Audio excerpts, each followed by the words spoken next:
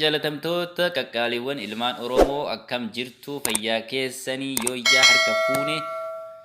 guyyaa har'aa diinummaa bilisiginnaan uummata Oromoo irraa qabdu akkasumas mootummaan cundhuuraa uummata Oromoo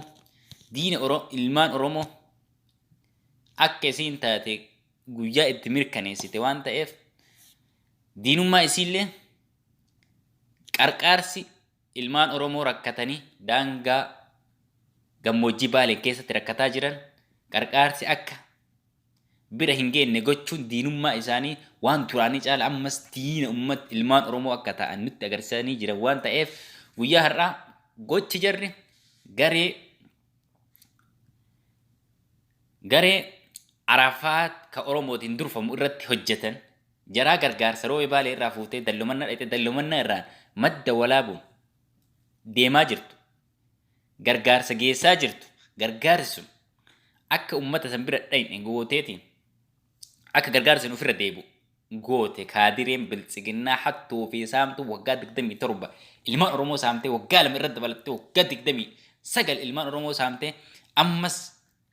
diina ilmaan Oromoo akka taate nu agarsiisaa jirtu sunniin gochi isiin hojjetaa jirtu gocha addaa akka gargaarsi ilmaan Oromoo rakkatan beelan mana hin qabne bira hin geenne gochuun diinummaa caalu uummata Oromoo irraa qaban agarsiisanii jira waan ta'eef barreeffama guyyaa har'aa gochi sun eega raawwatamee as Arafaat fuul Facebook ofii irratti barreesse isinii dubbisaa na waliin tura. Akkas jedhe Arafaat abbaa irreetu biyya bulchaa jira Baaleetti dhaladhee madda walaabuu dhaquuf hayyama kadhachuu nan barbaachisu. Imala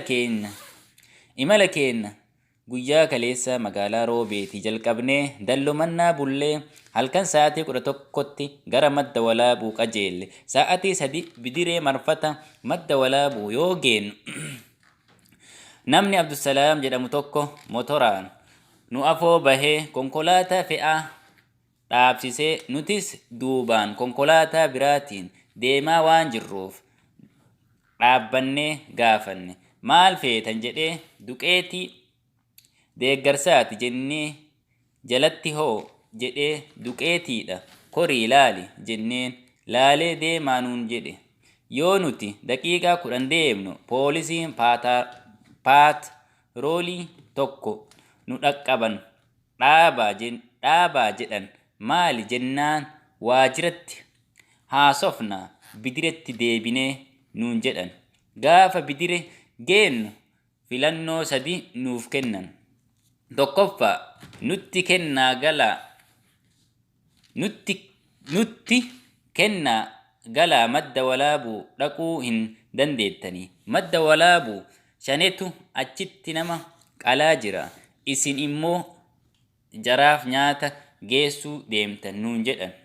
lammaffaa fudhadhaa galaa sadaffaa isiniif meeshaa kanas to'annoo jala oolchinaa nuun jedhan nutis mari'annee meeshaa kana ajaja keessan qofaan of duuba hin deebinu manguddoota qeerroo biyyaa dubbifna jennee baanee manguddoota abbootii gadaa fi qeerroo dubbifne ummannis bahee waan lama nutti hime tokkoffaa rakkoo guddaa kaabineen madda walaabuu irratti akka uumaa jirtu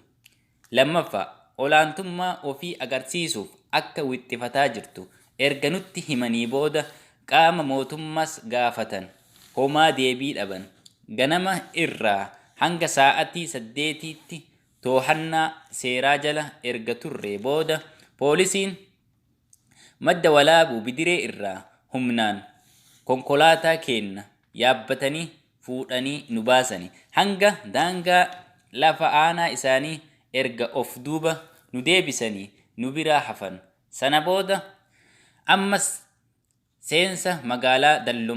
dallootti poolisiin nu qabee erga waajjira poolisii dallumannaa nu geessee booda midhaan